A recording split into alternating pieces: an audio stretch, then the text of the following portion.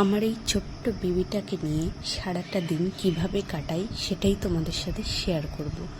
So hello everyone, সবাই কেমন আছো? আমি ভালো আছি। গুড মর্নিং সবাইকে। এখন আমাদের উঠতে একটু লেট হয়ে যায়, কারণ রাতে অনেক আবার উঠতে হয়। মিম উঠে খায়, আবার ঘুমিয়ে পড়ে, তবুও উঠতে হয় বারবার। তার জন্য সকালবেলা উঠতে অনেকটাই দেরি হয়ে যায়। এই 8টা 9টা 10টা ঠিক নেই, একদিন এক সময় উঠি।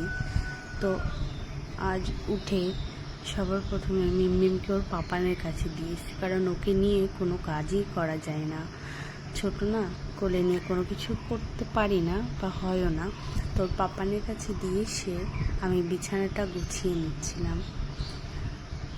বিছানাটা এত অগোছালো হয়ে থাকে না এখন, মিমের কাঁথা, ছোটো ছোটো জিনিসপত্র সব ছড়ানো ছিটানো থাকে।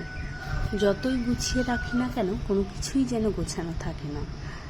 তো আমাদের বিছানাটা করার সঙ্গে সঙ্গে মিমের বিছানাটাও গুছিয়ে রাখলাম, কারণ কখন ঘুমিয়ে পড়ে, ওদের তো এখন ঘুমের কোনো ঠিক ঠিকানা নেই। তো বলতে বলতে ওর পাপান আমাকে দিয়ে গেল,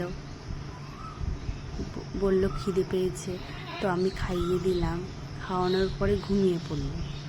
শোয়াতে গিয়েছি তখনই উঠে পড়ছে, যখনই ঘুমিয়ে পড়ছে শোয়াতে যাচ্ছে উঠে পড়ছে, কোলে ঘুমাবে। ওর একটাই দাবি, ও কোলে ঘুমাবে। যতবার শোয়াচ্ছি ততবারই উঠে পড়ছে। তো বারবার শোয়াচ্ছি, বারবার উঠে পড়ছে, কিছুতেই ঘুমাচ্ছে না। শেষমেশ ওকে নিয়ে নিচে গেলাম। নিচে গিয়েও কিছুতেই ঘুমাচ্ছিল না। এদিক ওদিক ঘুরিয়ে ঘুরিয়ে ওকে কোলে নিয়ে হেঁটে হেঁটে হেঁটে হেঁটে তারপর ঘুমালো। ওকে শুইয়ে দিয়ে আমরা খেতে বসলাম। খাওয়া দাওয়া শেষ করে ওর স্নানের টাইম হয়ে গেল। ওকে তেল মাখাতে বসলাম। এই গরমে না তেল মাখাতে গেলে ও ভীষণই কান্না করে, তো ফ্যানের তলায় তেল মাখায়।